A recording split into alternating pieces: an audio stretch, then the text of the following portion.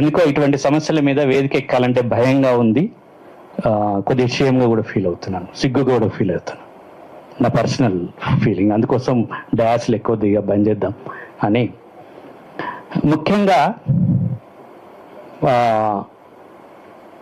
ప్రభుత్వానికి చిత్తశుద్ధి లేదు అని మాకు తెలిసిపోయింది. The commitment towards lands. ఆయన ఏమంటున్నాడంటే రెఫరెండం లాగా ఉంటుంది భూభారతి అంటున్నాడు. It is the government referendum అని శ్రీనివాస్ రెడ్డి గారు అంటున్నారు. Okay, it will be the referendum, maybe referendum. మేమేం వాళ్ళకేం వ్యతిరేకత చెప్పట్లేదు, ప్రజాస్వామ్యం కదా. మీరు భూమికి పరిపాలన చేసుకోవడానికి ఒక 5 ఏళ్ళు ఇచ్చిండ్రు.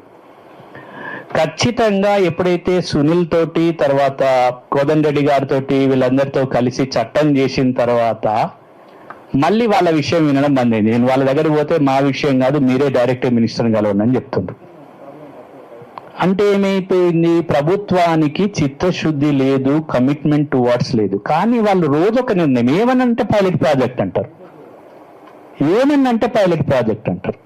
పైలట్ ప్రాజెక్ట్ ఏంటట అంటే ప్రతి గ్రామంలో, ప్రతి నియోజకవర్గ, ప్రతి మండలంలో 2 ఊర్లు. ఇదే మాట చెప్తాడు మా శ్రీనివాస్ రెడ్డి సార్. మా శ్రీనివాస్ రెడ్డి సార్కి ఈ వేదిక మీదకి వెళ్ళి నేను చెప్తున్నాను, మీరు ఈ కార్యక్రమం ఇట్లాగే కొనసాగిస్తే మీరు ఓడిపోతున్నారు. ఎస్, మీరు ఓడిపోతున్నారు. ఇది రాసి పెట్టుకోండి. ఈ కార్యక్రమాన్ని ఇక్కడ కూర్చుకున్న వేదిక మీద ఉన్న వాళ్ళందరినీ పిలుచుకొని ఒకసారి మాట్లాడండి. నిజమా కాదా, ఈ వేదిక మీద ఉన్న వాళ్ళు చాలా మంది ఉన్నారు, వాళ్ళందరికీ తెలుసు. మీరు మాట్లాడండి, ప్రజలతో మాట్లాడండి. మీకు ఇబ్బంది ఏంది? ఇది ఒక్కటే వచ్చిన ప్రాబ్లం ఏంటంటే గన్మెన్లు, సమావేశాలు, రాజకీయ పార్టీ నాయకులు వాళ్ళని కలవాలంటే కష్టం. మమ్మల్ని పిలిచి మేము మాట్లాడండి, దమ్ముందా? ఎస్ ఎస్, నేను ఛాలెంజ్ చేస్తున్నాను. On this dais, I am challenging. Are you forward for dialogue? ఆ డైలాగ్ లేకపోతేనే ఢిల్లీలో సిజేపీ వచ్చింది. ఆ డైలాగ్ లేకపోతేనే తెలంగాణ మేమే తీసుకొస్తాం. ఇక్కడ కొంతమందికి అనిపించకపోవచ్చు, చాలా తక్కువ మంది ఈ ప్రభుత్వానికి చేత కాదు. చేతనైతే గ్రామ సభల్లో 22A గురించి నేను ఒక 4 విషయాలు చెప్పి ముగిస్తా. ఇక ఎక్కువ చెప్పా, ఏం చేయాలో చెప్తా. గంట చెప్పినావు కానీ ఏం చేయాలో చెప్పలేవు కదా, నువ్వు బాగా మైక్ పట్టుకొని చెప్పినావు కదా అంటారు. చెప్తా.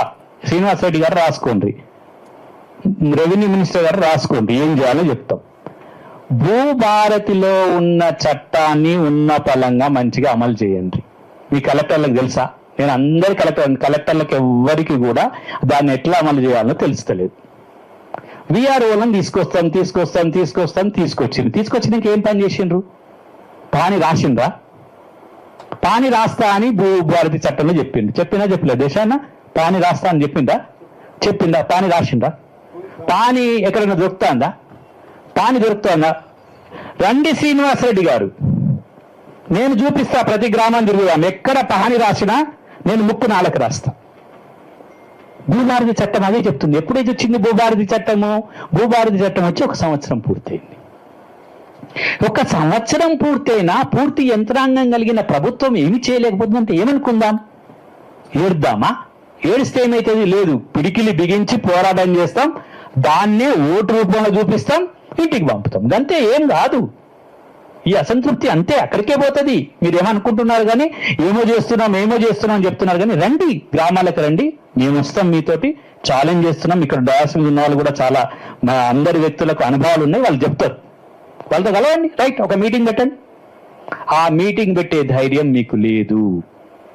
ఎస్, ఆ మీటింగ్ పెట్టే ధైర్యం మీకు లేదు. రండి, కూర్చుందాం, మాట్లాడదాం. ఇప్పటికైనా కాంగ్రెస్ ప్రభుత్వం తెలుసుకోండి, 22 గ్రామ సభల్ని, ఒకటేమో నెంబర్ 1 ఉన్న పలంగా భూభారతి చట్టాన్ని ఎట్లుందో అట్లా కంటిన్యూగా అమలు చేయాలి. దాంట్లో ఏం రాసుకున్నామో అది అమలు చేయాలి. దాంట్లో ఏమున్నాయో ఒక 3 విషయాలు చెప్తా. ఒకటి, పాని రాయాలి. 2 ఏమున్నది, ఒక పుస్తకం పెట్టాలి. ఏం పుస్తకమే అది? దాంట్లో 6 పుస్తకం. 6 పుస్తకంలోకి వెళ్ళి ఎంట్రీ చేయడానికి, తీసేయడానికి అధికారులకు మీరు అధికారాలు ఇచ్చిండ్రు. ఆర్డీఓకి ఇచ్చిండ్రు అధికారాలు, కలెక్టర్కి ఇచ్చిండ్రు, రెవెన్యూ కోర్టులు అన్నారు. ఎక్కడ నాకు ఒక చాలా ముఖ్యమైన విషయం మీ అందరి దృష్టి తీసుకొస్తా. 94 BNSS యాక్ట్ అని మా జనగాంలో కలెక్టర్ పెడతాడు. ఆయనకు తలకాయ లేదని చెప్తున్నా ఈరోజు. ఎస్, ఎందుకు తలకాయ లేదని చెప్తానంటే 94 BNSS యాక్ట్కి మన ఈ భూభారతి చట్టానికి సంబంధం లేదు. ఆయన భూభారతి కింద చూస్తాడు. ఏంటిదట అంటే డాక్యుమెంట్లు అన్ని తీసుకురమ్మంటాను. ఒరిజినల్ డాక్యుమెంట్లు తీసుకురమ్మంటాడు. ఒరిజినల్ డాక్యుమెంట్లన్నీ తీసుకొచ్చినాక చూపించినాక ఇవి కరెక్టో కాదో నేను చూడాలి, నా దగ్గర పెట్టు అంటుండు. ఎవరు ఒరిజినల్ డాక్యుమెంట్స్ ఎక్కడ ఇస్తారు? కోర్టుకి ఇస్తారు కానీ నీకెందుకు ఇస్తారు? నీకు ఇచ్చే అధికారం ఎక్కడిది? ఎక్కడ కూడా లేదు అధికారం. అంటే పోలీస్ అధికారం అన్నట్టు 94 BNSS యాక్ట్ ప్రకారంగా పోలీస్ అధికారంగా ఒరిజినల్ డాక్యుమెంట్స్ తీసుకోవచ్చు. అంటే పోలీసు వ్యవస్థను చొప్పిస్తున్నారా భూభారతిలో? అట్లాంటి పనులు జరుగుతున్నాయి. కాబట్టి మీరు ఒక పని చేయండి. ఒకటి, ఉన్న పలంగా చట్టాన్ని అమలు చేయండి. రెండో విషయము, గ్రామ సదస్సులను పెట్టండి, గ్రామ రెవెన్యూ సదస్సులు పెట్టండి. పెట్టి 3 సార్ల గ్రామ సభల్లో, ఇప్పుడు 22A గురించే మాట్లాడదాం. ఫస్ట్ 22Aలో ఉన్న నేను చదువుదాం. సికం భూమి మన ఊర్లో 3 ఎకరాల 5 గుంటలు ఇక్కడ వరకు ఉంది. చెరువు మన ఊర్లో అది ఉంది, అన్ని 4 ఎకరాలు ఉంది. అది 30 ఎకరాలు ఉంది. ఇది 25 ఎకరాలు ఉంది. ఇప్పుడు ఎవరెవరికి ఏ భూములు అమ్ముకోలేకపోతున్నది ఊర్లే లేచిన ఎవరికి ఉన్నదో సమాధానం చెప్పండి. మీకుందా? మీకుంది. కాబట్టి మీకు ఎక్కడ భూమి ఉంది, ఏ భూమి ఉంది, మీరు దరఖాస్తు ఇచ్చిందా? ఇప్పుడు ఇవ్వండి దరఖాస్తు. దరఖాస్తు ఇచ్చిన 30 రోజుల లోపల పరిష్కారం చేయాలి. నోటీసులు ఇవ్వండి. దరఖాస్తు ఇది ఈజీ ప్రాసెస్. నోటీసులు ఇవ్వండి. నోటీసులు ఇచ్చేసి మళ్ళీ ఒకసారి గ్రామ సభలో క్లియర్ చేయండి. 3వసారికి అవార్డు ఇవ్వాలి. 3 సార్లు. ఏం దిక్కలేసిందండి? ఇది చేయడానికి ఏం పుట్టింది రోగం? ఎస్, నేను అడుగుతున్నా, ఏం పుట్టింది రోగం మీకు అని? ఇది చేయడానికి మీ యంత్రాంగానికి, మీ రెవెన్యూ యంత్రాంగానికి, మీ ప్రభుత్వానికి ఏమైందయ్యా చెప్పండి. చట్టం లేదా? చట్టం వచ్చింది ఇంతకుముందు. ఏమైంది? ఆ 8 లక్షల దరఖాస్తులు ఉన్నాయానే దేశాన్న? అట్లనే ఉన్నాయా? సిగ్గుని అప్పటి నుంచి చెప్పినాం. ఆ రోజు సిగ్గు, షేమ్ షేమ్ షేమ్. ఏదే నరసింహారెడ్డి గారు, దొంతి నరసింహారెడ్డి గారు, అవేంటి అంటే మన సాదా బైనామా దరఖాస్తులు ఎప్పుడు ఇచ్చిన? 2020లో ఇచ్చిన దరఖాస్తులు ఇంకా ఈ ప్రభుత్వం కూడా పరిష్కారం చేయలేదు. చేసిందంటే నేను ముక్కునాలకు రాస్తా. Yes, challenge. ఇవన్నీ గిన్ని ఛాలెంజ్లు చేసుకుంటే ఇక్కడ కూర్చున్నామన్నా ఎటు పోదాం మనం? ఎవరిని అడుగుదాం? ఏం చెప్దాం? ఎవరికి చెప్దాం? ప్రజల్ని మళ్ళీ వాళ్ళు ప్రజలందరూ తమ పనుల్లో వాళ్ళ పనులు నిమగ్నమై వాళ్ళ హక్కులను వాళ్ళు తెలుసుకున్నట్టున్నారు.